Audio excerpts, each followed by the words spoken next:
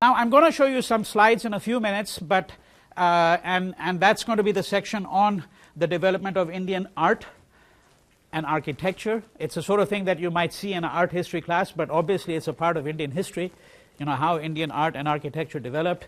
And I think once you see some of these slides, you will have an appreciation of how far back this history goes, the complexity of some of that work. Some of the images you're going to see are absolutely gorgeous, right? And have to understand how these artisans were really working, right? And there were systems of patronage, but let's just keep that aside for a moment, because what I want to do is I want to finish my discussion, which I had commenced on Monday, of the Niti Sastras. Right? Now I'm not going to rehearse for you again what are the different classes of literature, because I've mentioned that on a number of occasions, but remember that the Niti Sastras are not quite the same as the Dharma Sastras. You might say that there's a bit of an overlapping, because if Dharma is concerned with law, morality, conduct, the Niti Sastras are also concerned with that. But the Dharma Sastras are more to be described as law manuals, if you want to look at it, law codes, right? And they tend to be much more sober, which is how jurisprudence is usually framed. Legal works tend to be quite sober, if I may put it this way. The Niti Sastras, in fact, actually are much more robust, right? They're much more robust, they're full of stories, and the idea is that it is through these fables that one gets some insight into what should be the laws of conduct. What is the nature of wise conduct?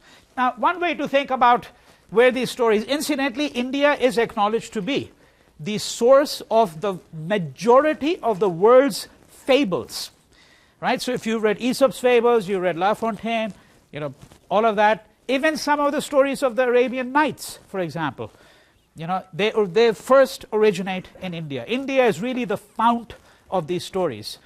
But that's not the only reason to do it. We don't have to be nationalist about it and say, well, that's the reason why we need to do it. We need to have some awareness of this, because this is a rich source of the world's literature. I mean, one of the things that you find in virtually all cultures is a literature of this kind, and we're saying that much of this literature, many of these stories, in fact, the bulk of them, the source of them, is from India. And there's an index. It's called the Thompson Index. For those of you who are interested in folklore and fables, stories, it's called the Thompson Index. And what it does is it shows you, okay, so let's suppose you take a story that you think is a story really found only in Western culture, the Cinderella story. Well, no, it's not found only in Western culture, it's found in many different cultures, and then some team of scholars will try to figure out where did the story originate from, because it might tell us something about the nature of that culture, and it might tell us something about the nature of the transmission, right? The transmission of that culture. How does culture get transmitted? Right? That's why these things are important. And the Thompson Index gives you a very good, right, idea about the transmission of these cultures, and it tells you what the variants are, right? What the variants are. And when I say variants and when I say a story, let's just take a simple instance, a story that is found in India, and you're aware of it from the Western tradition. In the Western tradition, it's called Solomon's Justice. Okay? And in this particular story, which has Indian origins, right? But you know it, as I said, many of you, though some of you will certainly be aware of it once you hear the story. So there are two women, each of whom claims that a baby is theirs. Okay? And they go to Solomon, who's supposed to be a wise dispenser of justice, King Solomon, right? And so I'm giving you the very shortest version for the sake of expediency here. So Solomon's trying to figure out, each of them sounds very convincing.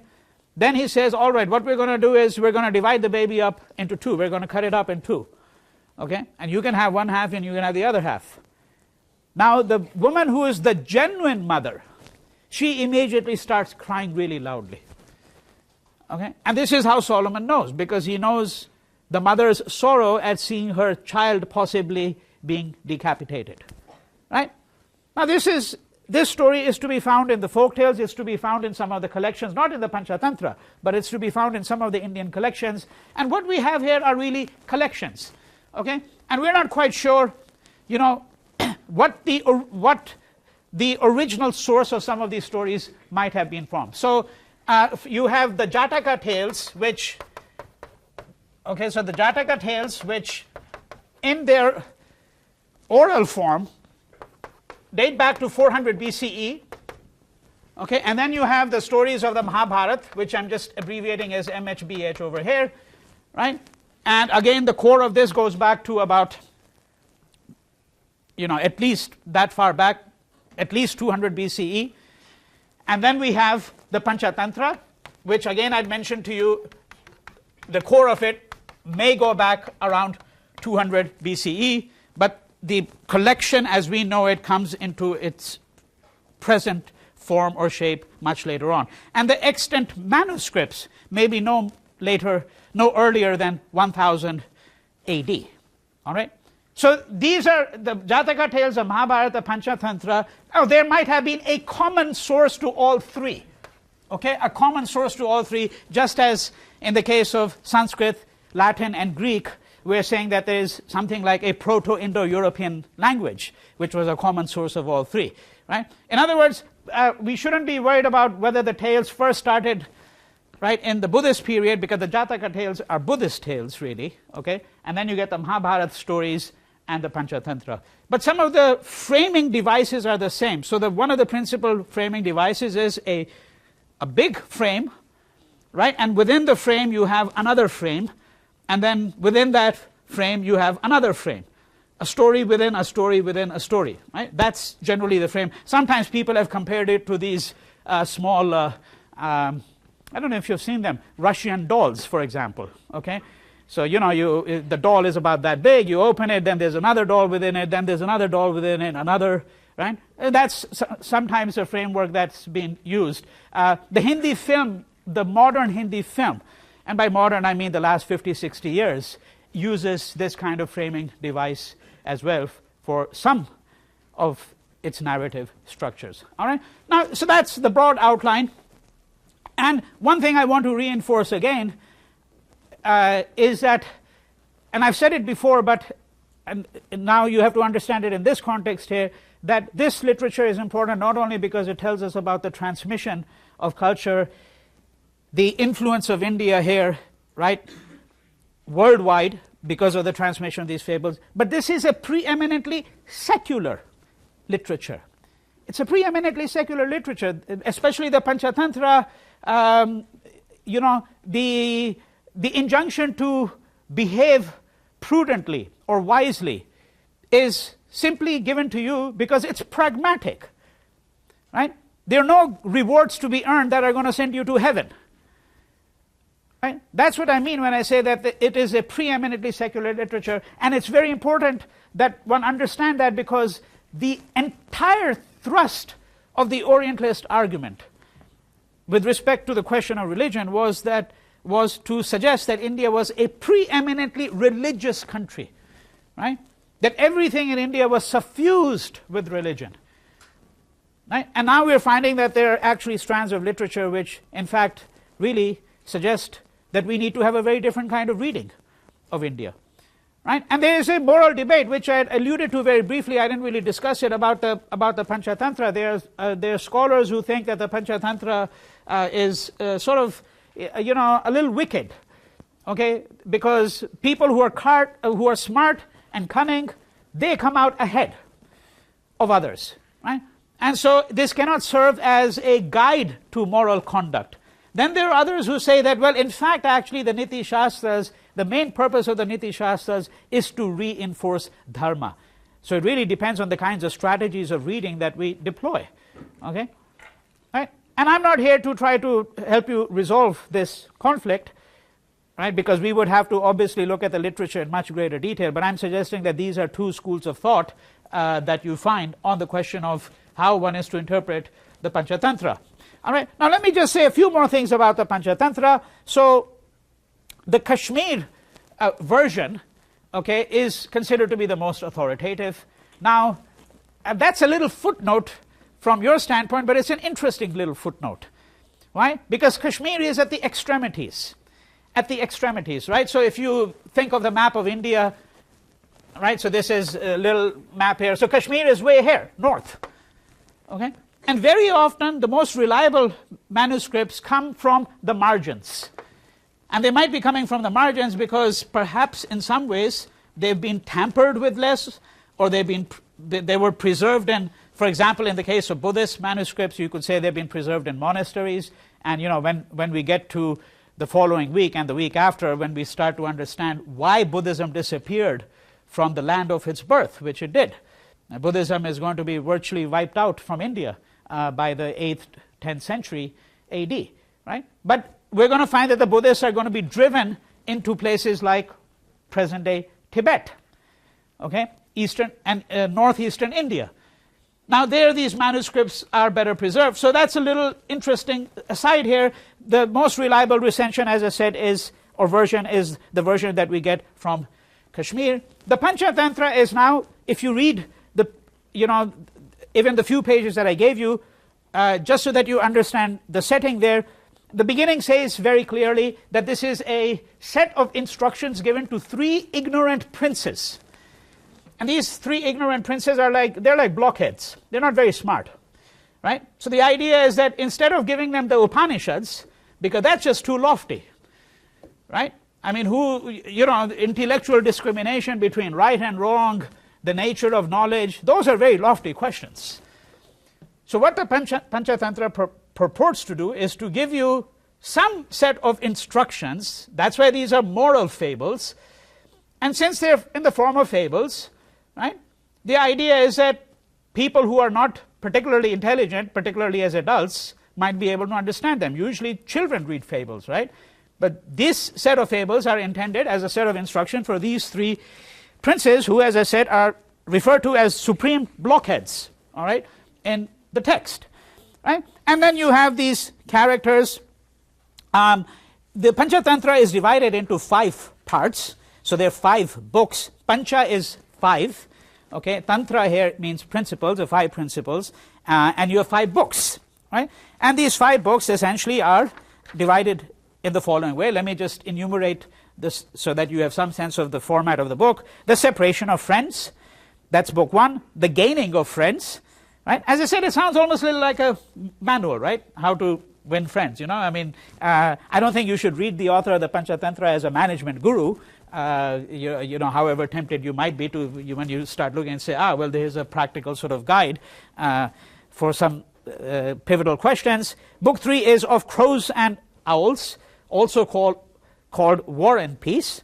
Book 4 is loss of gains, the monkey and the crocodile, right? And this is one of the more interesting stories because what it tells you, this portion of the book tells you about the symbiotic relationship that you have between the monkey and the crocodile.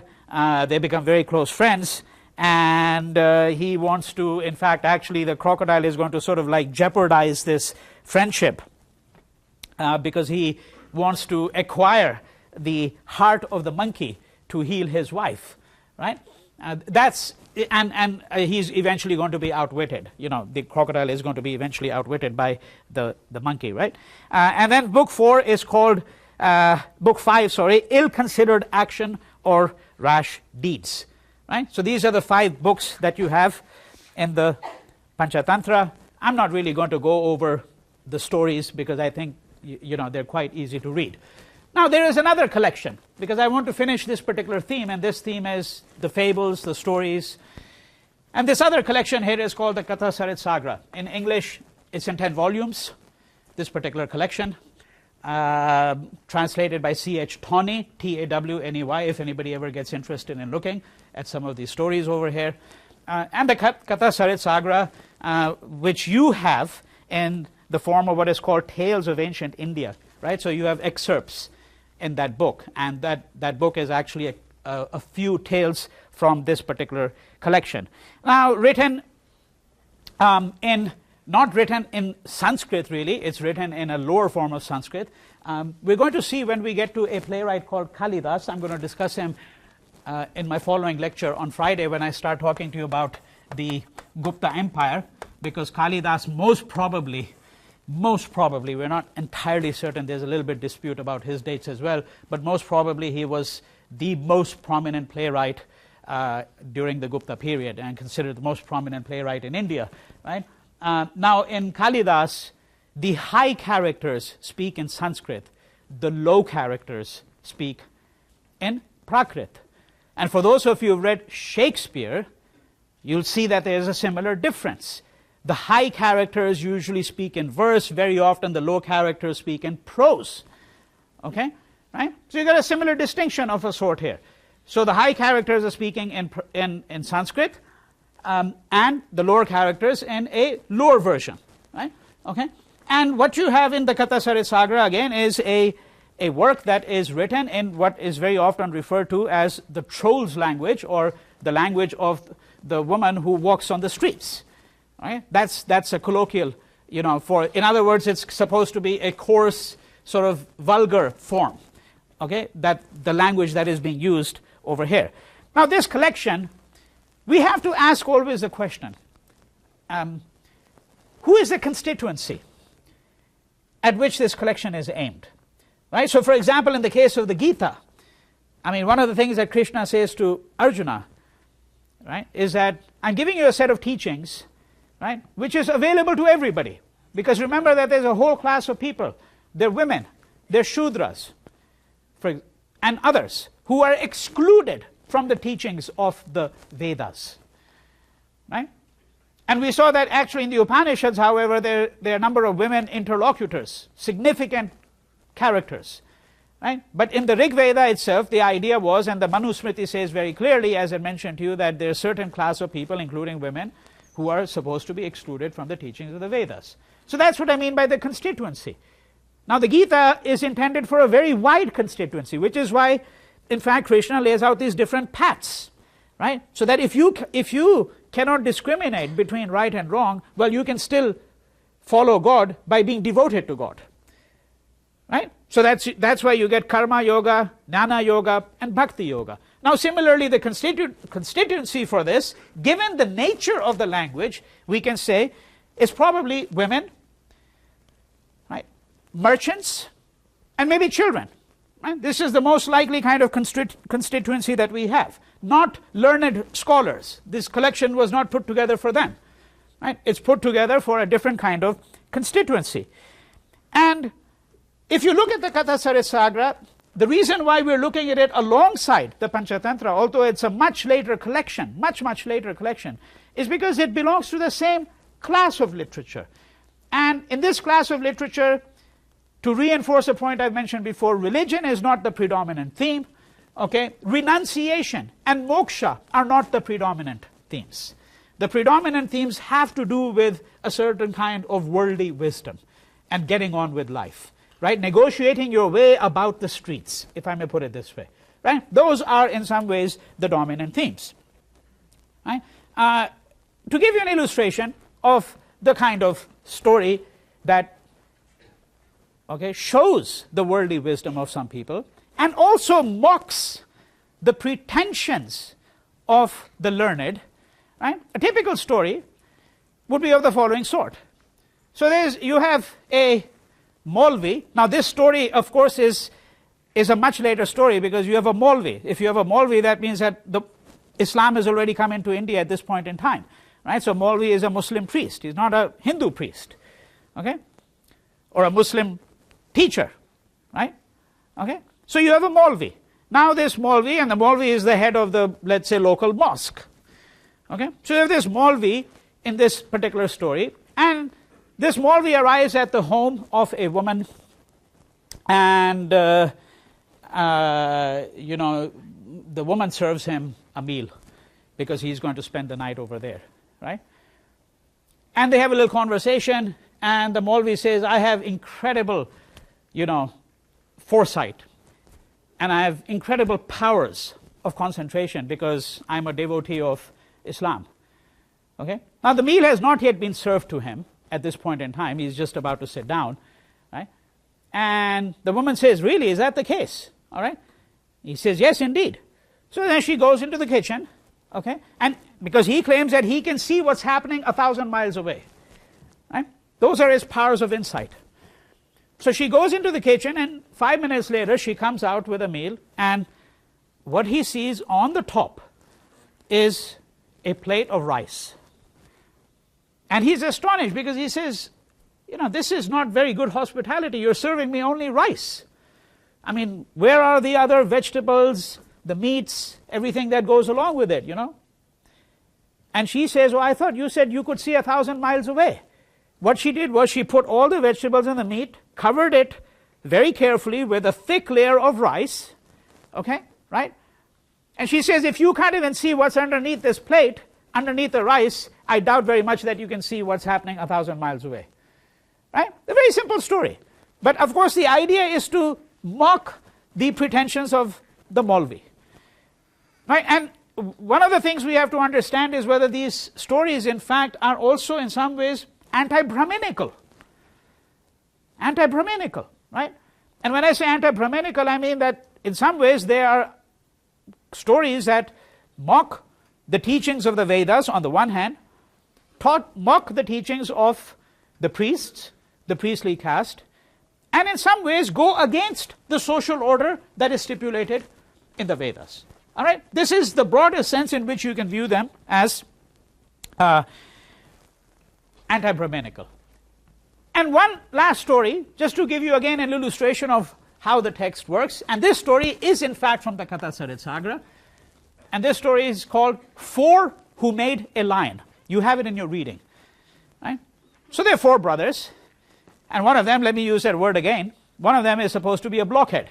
The other three are supposed to be really wise, because these three have had a Brahmin teacher, right? And they've gone away to their guru's home for a long period of time, and then they come back. They come back, they're reunited with their brother, the one who's ignorant, a peasant, a simpleton. And the four of them set out into the jungle, and they see before them, shortly after they've entered the jungle, they see what appear to be the bones of a lion, okay, scattered around. And so they say that, well, let's put our learning to use. The three who have been educated say, let's put our learning to use. So one of them says that, my science has taught me how I can actually put a skeleton back. Okay? The second one says, well, if you are able to put the skeleton, I'm able to put the flesh on it now. Okay? And the third one says, well, I can breathe life into it. The fourth one says, before you do any of this, let me go and climb a tree. So he quickly goes and climbs a tree. Okay, and they say, oh, this guy's a simpleton. So the three of them then begin to put together the lion. So one of them assembles all the bones together, the other one puts the flesh on it, and the third breathes life into it. Suddenly you have this animal roaring away, and he begins to munch on these three guys, and this simpleton is sitting on the top of the tree. So this is called the four who made a lion. Okay? And there is no question, that what it's doing is it's putting into question this idea of bookish learning.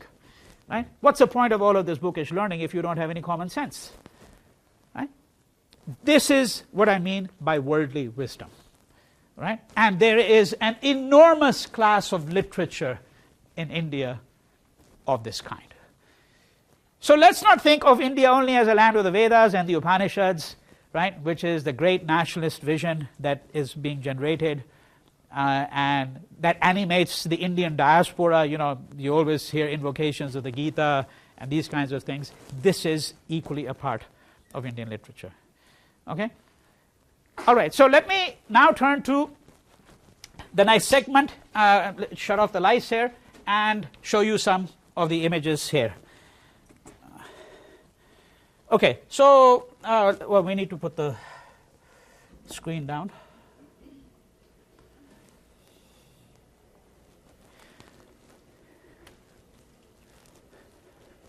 So what you're going to see here now is, before you start seeing the slides, the earliest expressions of Indian sculpture, art, architecture, painting.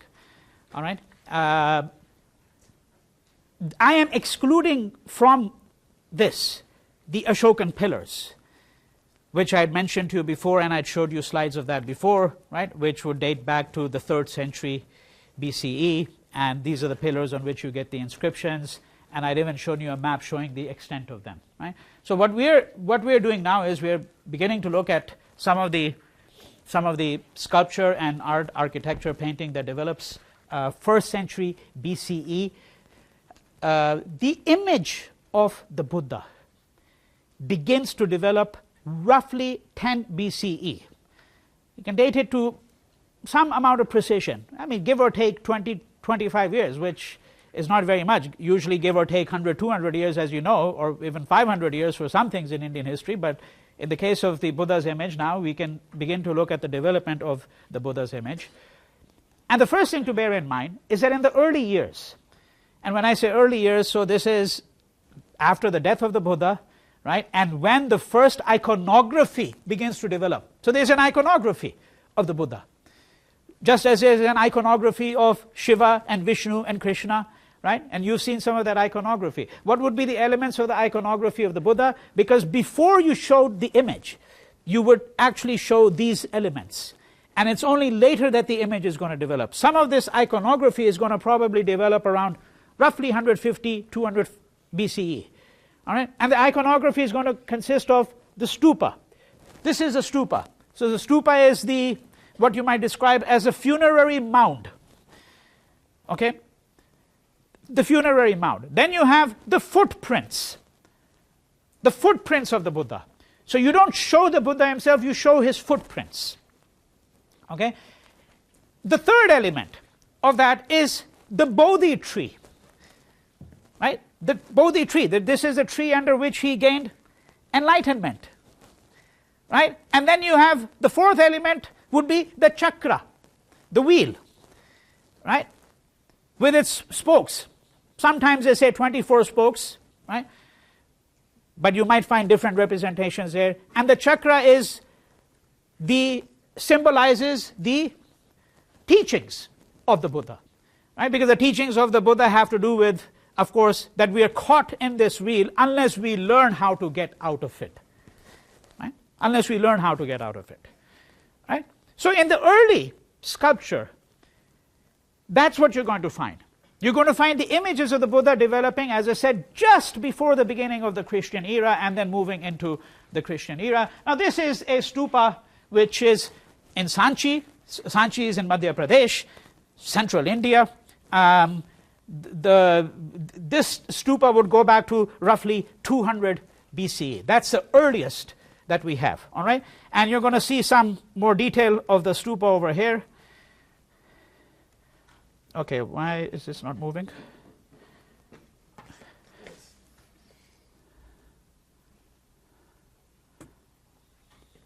Okay, all right.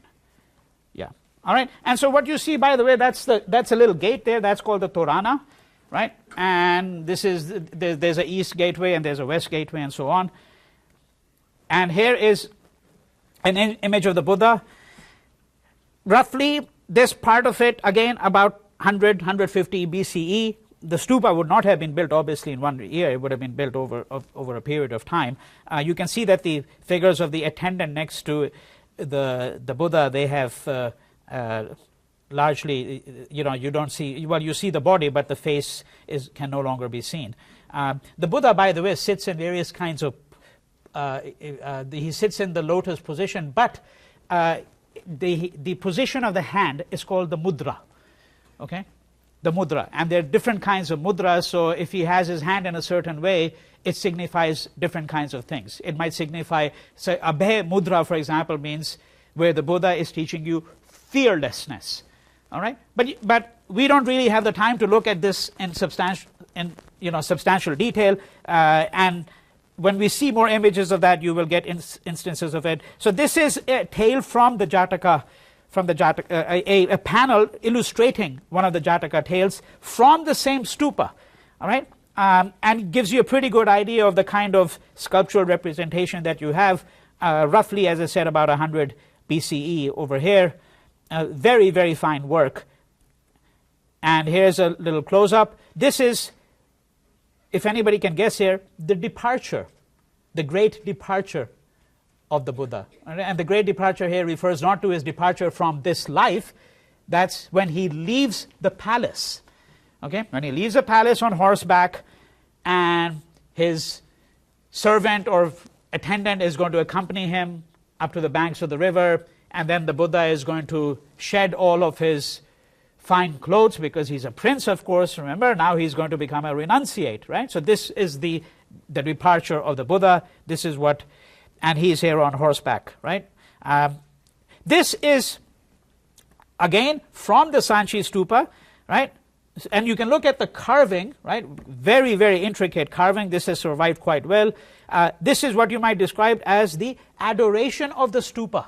So there's a stupa there, right, on the top half of it, and this is the adoration of the stupa, because the stupa is, as I said, a funerary mound, right?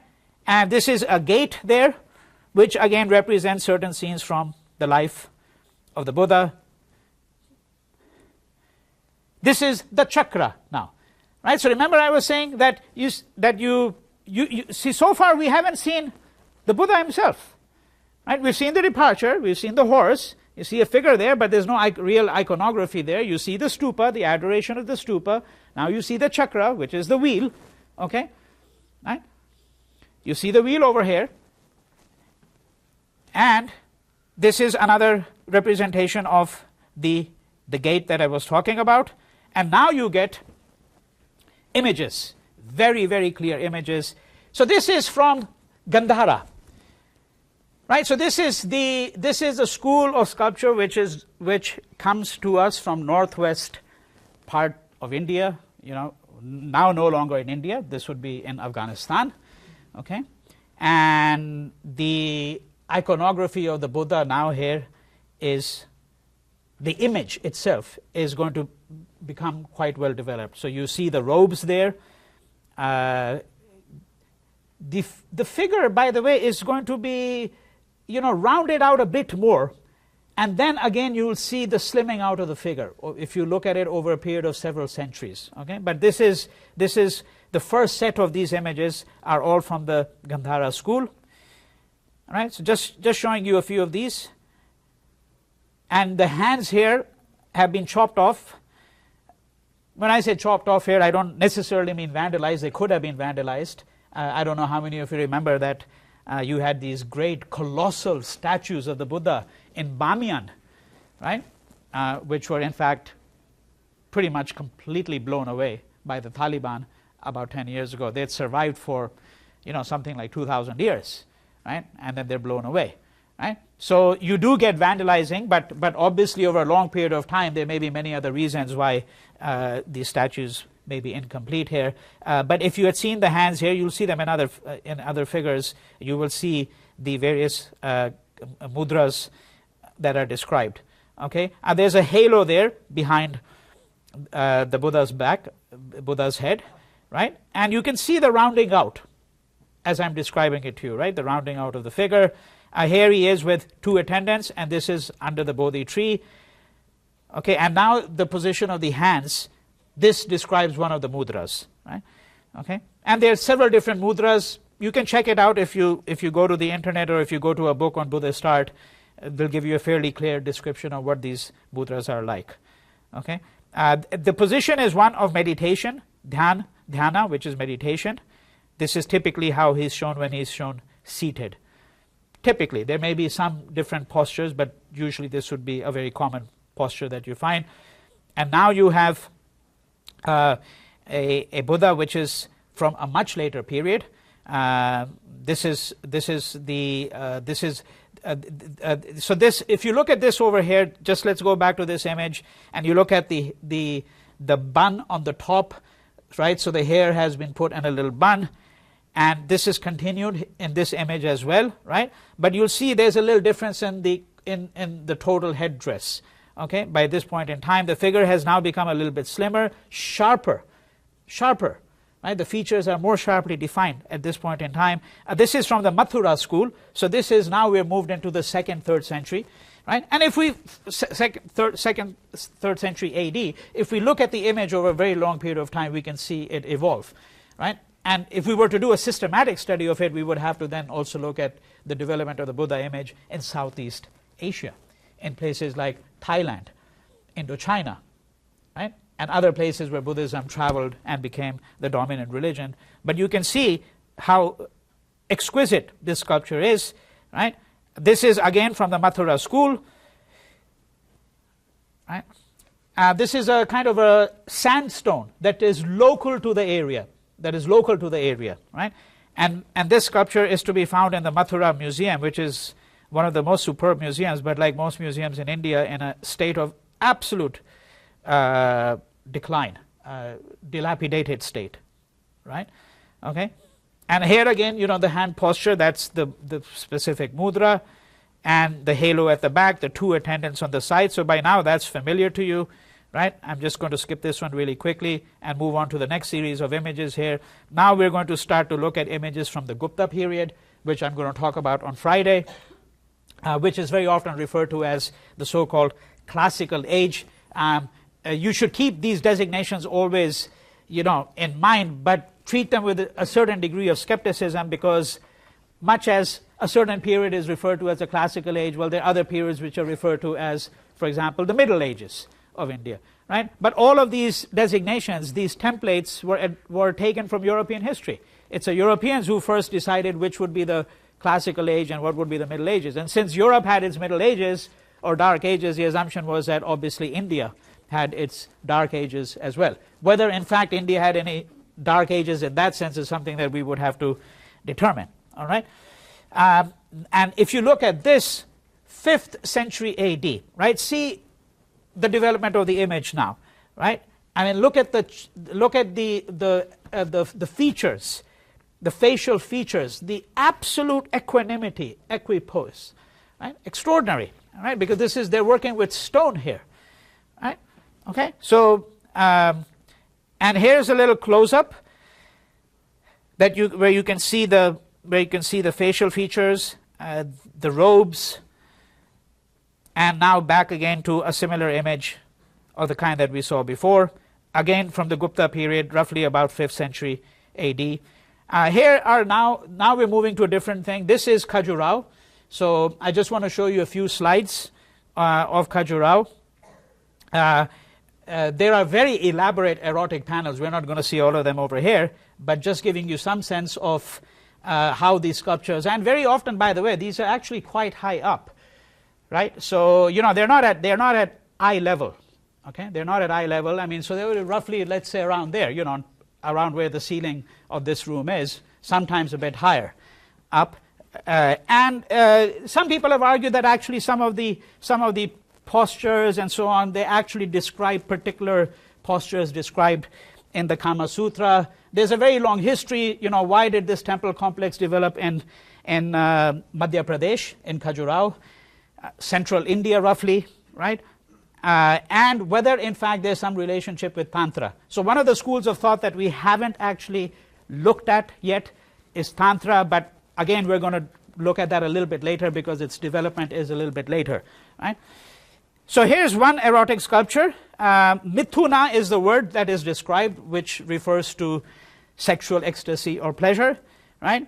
And you can see some of it is quite convoluted, as you can see for yourself over here, right?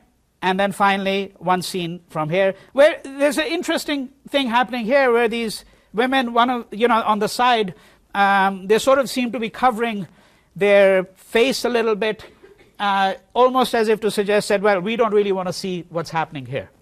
I mean, that's one possible reading. Okay, so there's a question of whether, in fact, the element of eroticism also went along with some element of shame or modesty, possibly, right? But that's one possible reading of what's happening in this. They could also be laughing, and they could be covering their mouth while they're laughing, right? But this is again open to interpretation. Okay, now we move to the Ajanta Caves. Okay, the Ajanta Caves are a set of caves near a place called Aurangabad in Western India. And one of the things I had mentioned to you is that there is a dynasty that develops in Western India over here. I mentioned it on a couple of previous occasions, the Satavahanas, right? So it's under their patronage that this art is going to develop. The earliest part of the Ajanta Caves is Buddhist. And there's another complex close to it called Ellora, which is a Hindu complex. Okay, but you're going to find some Hindu sculpture in the Ajanta Caves as well, because it's a series of caves. And if you see from this photograph over here, you can see, right, that it's a long line, and you're not seeing the full extent of it. Now, these are what are called rock-cut cave temples. India is supposed to have the largest collection of rock-cut cave temples. The Ajanta Caves, the first time, so what the way they're done is that you don't, you basically, you've got this rock face there, and then you chisel out parts, okay? Right? So it would have involved enormous amount of labor, and then enormous amount of artisanship, right, in order to do something of this magnitude, all right? Okay. All told, the Ajanta and Ellora caves, we're talking about several dozen. Some with obviously more art than the others, some with of greater complexity than the others. But this gives you the overview of what this area looks like and what these caves might be from the outside. These paintings date back to roughly about the beginning of the Christian era or the Common Era. Okay, right? There's some obviously deterioration. This is a World Heritage Site, so UNESCO has put money into restoration, restoring some of the paintings as well. But considering how old it is, right, 2,000 years, absolutely exquisite work. Okay, and this is the Buddha now, and if you see a painting of the Buddha, it's an obvious indication of the fact that these were Buddhist caves. There was some kind of patronage that was being extended, right? Okay, and this painting has been renovated. Here you see actually musicians and dancers. So some amount of gaiety here, and now you get an idea of some of the sculptural work inside these caves, right? If you're looking at the whole range, I mean, we're talking about develops over several centuries, in fact, actually, okay? But the earliest part, as I said, would date back to roughly around 100 BCE, roughly around there. All right, I'm almost done with these. This is one of the caves. This is the Great Hall, and the middle there, what you see is the image of the Buddha himself. If you look at the panels, I mean, there's intricate carving, if you see at the panels on the top, all the way through, right? And the carving might be carvings of dancers, singers, attendants, right? And so on. And finally, the most gorgeous painting of all, a Bodhisattva, right? Because so the Bodhisattva is, to just understand, I'm going to conclude with this, the Bodhisattva represents many different things. It represents in part the lives of the previous Buddhas, as it were, but also the Bodhisattva can be the Buddhas that, are in our midst, so to speak, if I may put it this way, okay? Okay, so this is a painting of the Bodhisattva, and I think that this is perhaps the most glorious work from Ajanta. If you look at the facial expression and you look at the absolute finesse with which it's done, right? All right, so we're going to stop over here for today, and I'm going to talk about the Gupta Empire on Friday.